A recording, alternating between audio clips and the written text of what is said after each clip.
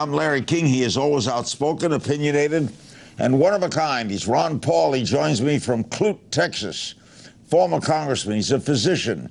He's made White House bids twice as a Republican, once in 1998 as the Libertarian Party's nominee. He's the founder of the Ron Paul Institute for Peace and Prosperity. He's an outspoken advocate for limited government, personal liberty, and low taxes. And you can catch him as he hosts the Ron Paul Liberty Report. And you've seen ads for a latest thing that he's got about you and your finances and what this country's going to or coming to. We'll get to that in a minute. What are your thoughts about your son's success yesterday in the Senate? Well, I think it's wonderful because I know how tough a job he has, because it's not nice to be in a place where you really want to get along, but you have to stand your gun and stand your ground, and everybody's yelling and screaming at you. You have to believe in something to do that. Too often people just capitulate and go along to get along because that's how you advance in Washington. So I thought he did a great job because he was dealing with something very, very important. I think he realized the obstacles and also what might happen in the future, but he made the point very clearly. I thought he handled himself very well. Now, as I understand it, we are still going to have some sort of USA Freedom Act, right? It'll be somewhat diminished from what it is now. Well, that's what they're telling you, and that's why a lot of people are voting for the Reform Act, but actually it's making things worse because the first thing is it's making government a partner with big business, Verizon and AT&T, so they're doing the government's work. I don't like that. I don't like the mixture. But the other thing that is very, very bad is that they're canceling or they're working toward the court ruling. The court ruled that the Patriot Act, the way it's written, did not legalize this collection of data.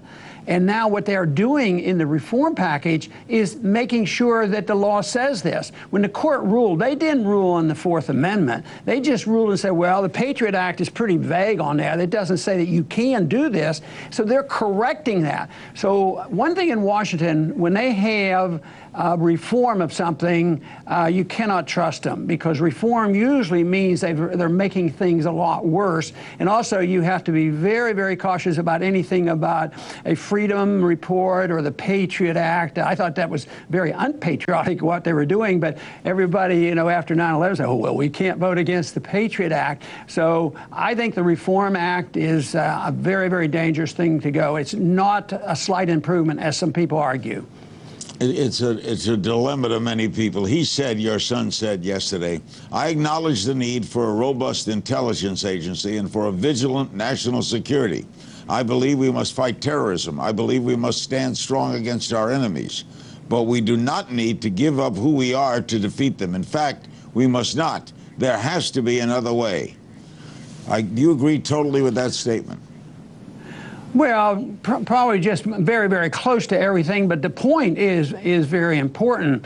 Why do we give up our liberties? We go to war, we send our kids over there, fight wars that are undeclared. They make no sense whatsoever, and they're made to protect our liberties and protect our Constitution. Well, why would we do to ourselves what we're claiming they might do to us from coming from overseas? So we, in this process, undermine our Constitution. It wasn't, it wasn't because we had too much freedom that was the problem, but now we have less freedom in the way we're fighting the war on terrorism, and I think they have made a lot of mistakes. The problem is, isn't it, Ron, when you deal with fear, when you instill fear into people, in Hitler in 1937 discarded warrants. And his argument was, if you have nothing to hide, what are you afraid if we don't need a warrant to come into your house? We have troubles in this country, and we should weed out the bad people. And that appealed to Germans. Well, it appeals to a lot of Americans right now. I hear it all the time, and it's very scary because people, when they're fearful, and that is a technique and a tool for those who believe in a lot more government than I do.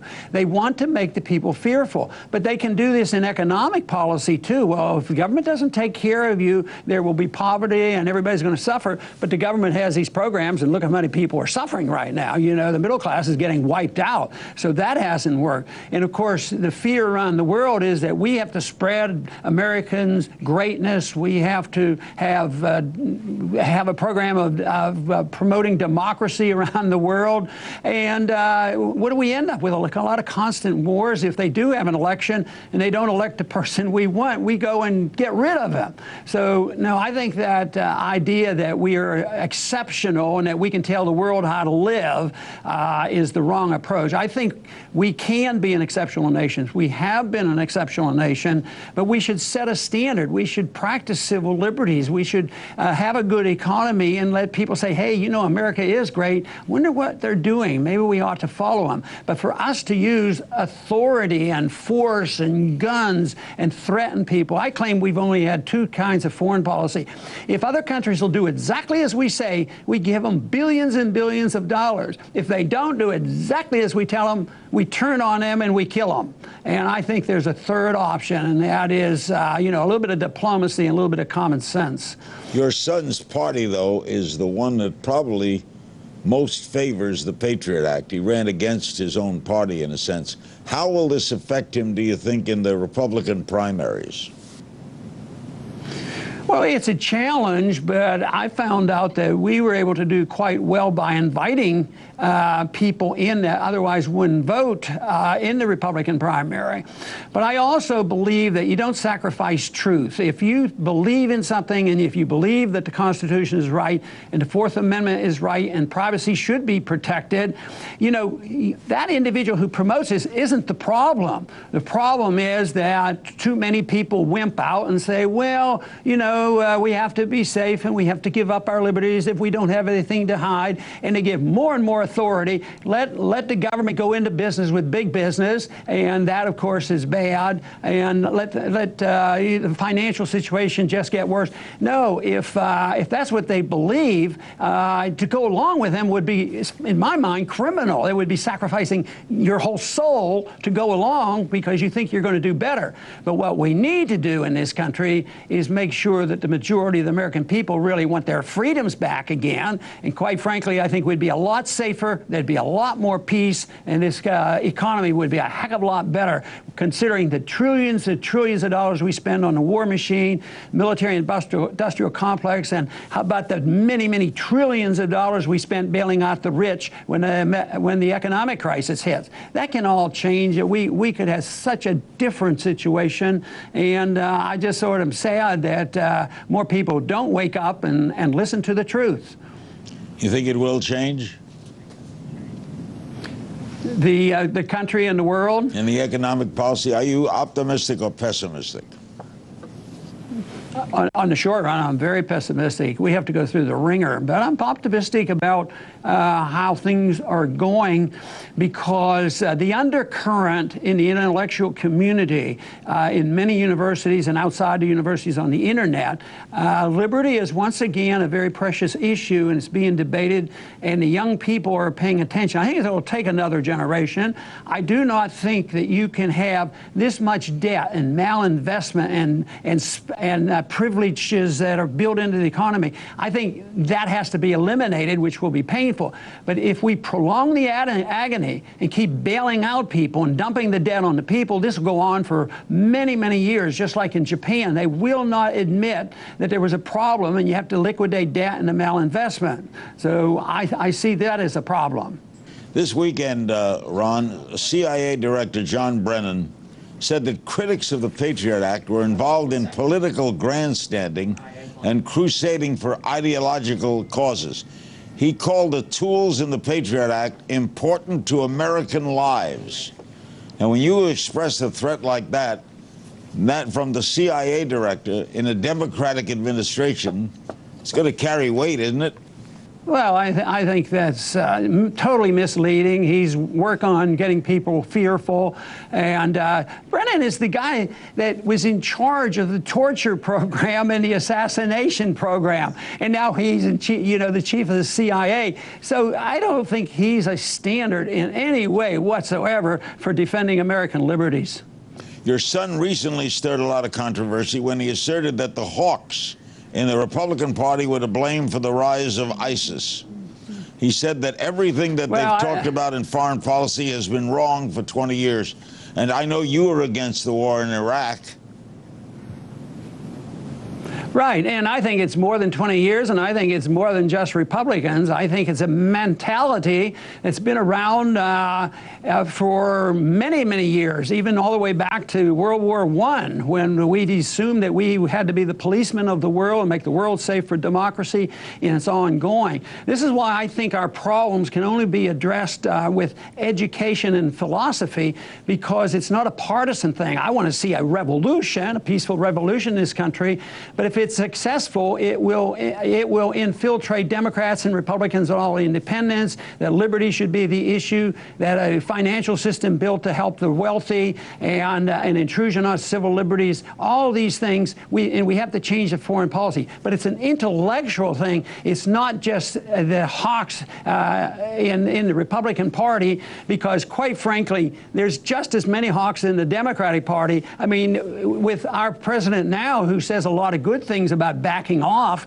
from war. He has a war going on, and we're very much involved unnecessarily in Ukraine.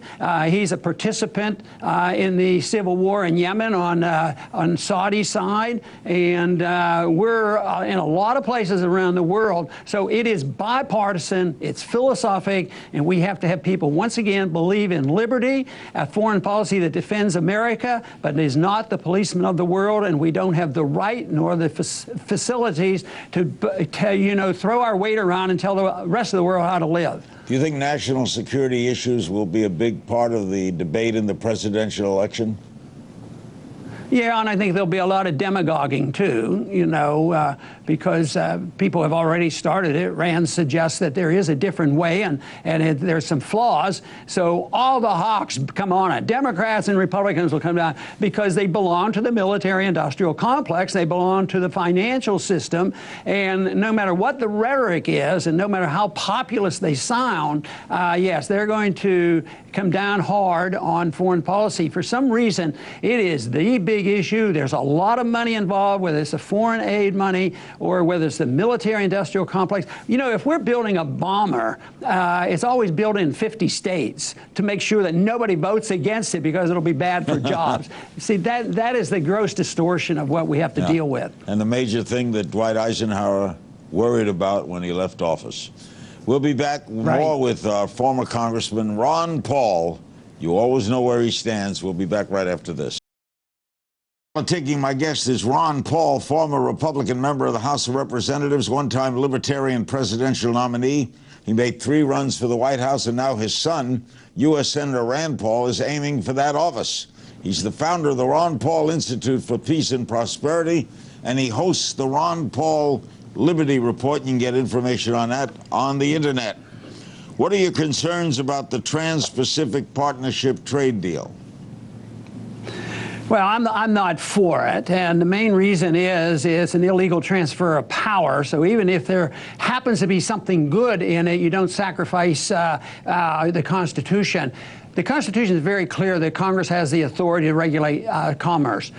You can't just say to the president, you can do whatever you want. And matter of fact, they have agreed in this policy that what they put into this, they can keep information secret, and it'll be classified. And even that should be enough to stop it. But I don't like it because it's thousands of pages, very complex, it has to do with protectionism, even though it's all done in the name of free trade. I'm a free trader. I believe in low tariffs. I believe that people can spend the money they want. But this has nothing to do with free trade. This has to do with managed trade, and it helps certain companies over others. And it's a good way to get permission to put on tariffs and controls when you're annoyed by what other companies are doing. So I don't like the idea of another governmental body regulating things. Our government and our Constitution is very clear that we should have free trade, and we should be willing to work and travel back and forth and not be an isolationist, but to have another government body like this one that they're proposing is not a good idea. But they have some odd bedfellow opponents. You've got Democratic Senator Elizabeth Warren, many members of the Tea Party, labor unions, and libertarians. They're all against this. Yeah, and sometimes it's for different reasons too, you know. But that's the way politics works. Is you do work with people who might have disagreements on other things, but come together on an issue. They might have a reason to be opposed to this agreement than I do, but still, it looks like the special interests, the powerful special interests, are very much in favor of this, and this is why Obama is being challenged by the progressive wing of the Democratic Party, because they're not for it. How do you rate your son's chances, Ron? I know you're rooting as your offspring. He's a physician as well. He certainly speaks his mind. How do you rate his chances? Well, I think they're good. I think they're a lot better than mine. I think his biggest job is the kind of thing that I had to put up with. As sometime when I actually came in second or even first in some of the polling, they would just ignore it. I think they're having a little harder time ignoring him. I think a Senate seat is much better, and I think he does an excellent job in presenting the case. So who knows? I mean, I think he has as good a chance as the rest, because in the polling that's going on right now, he's ranking quite well. Yeah, you can't ignore him. Fox News is hosting the first presidential debate among the Republicans. It's going to restrict the number of participants.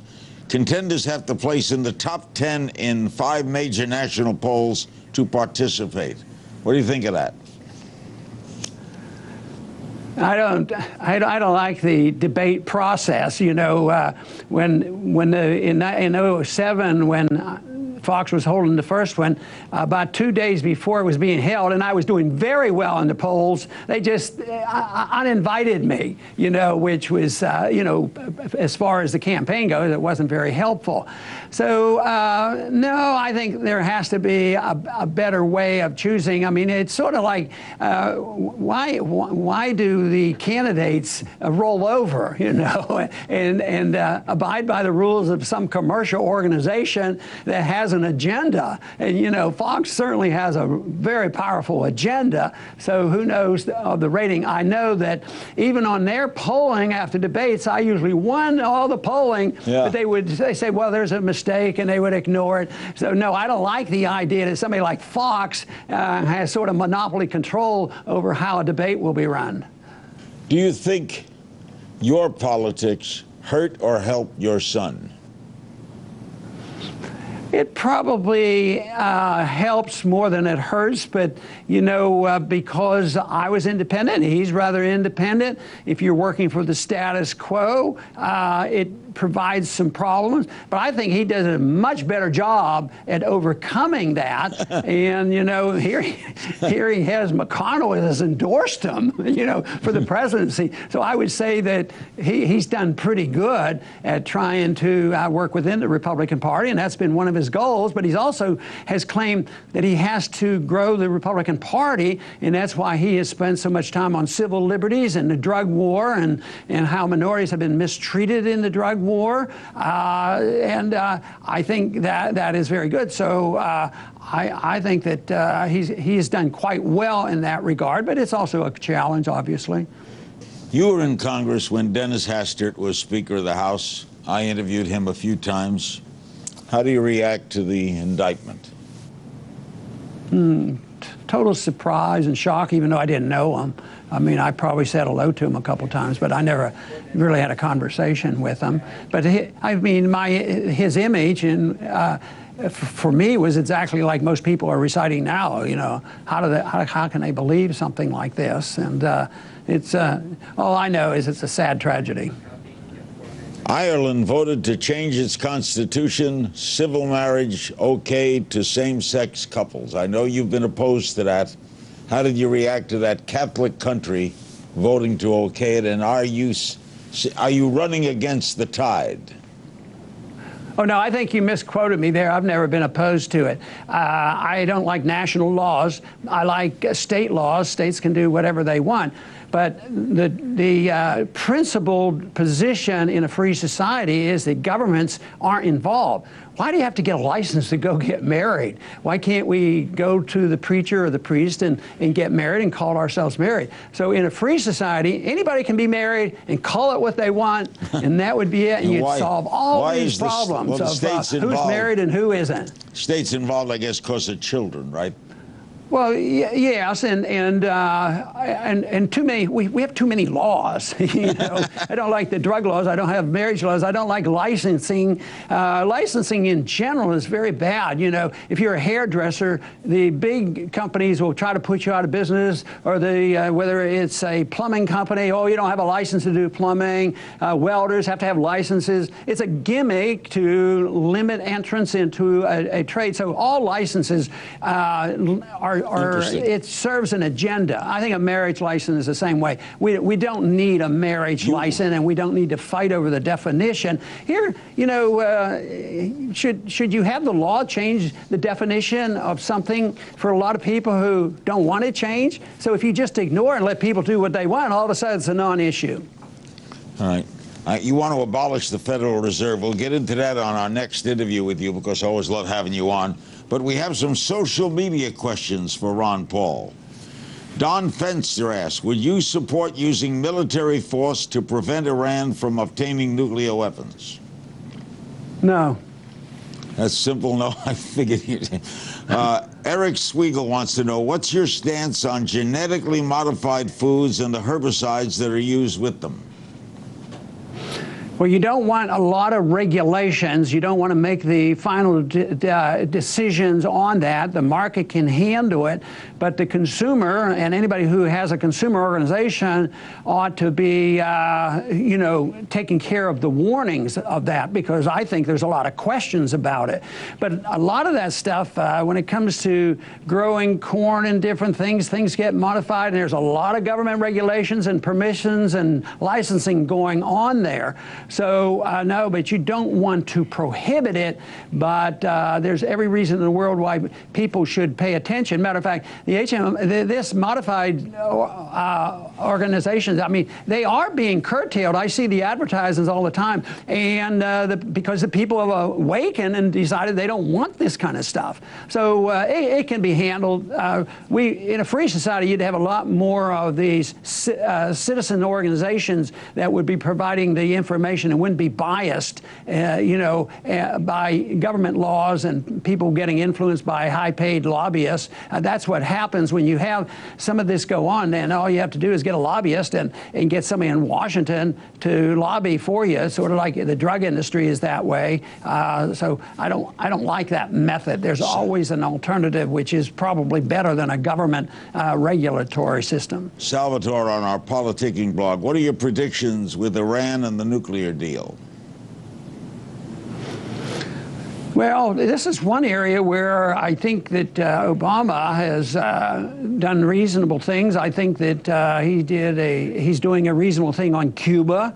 Why should we not be talking to Cuba? Why can't we travel? You know, the Cold War is not so so visible anymore.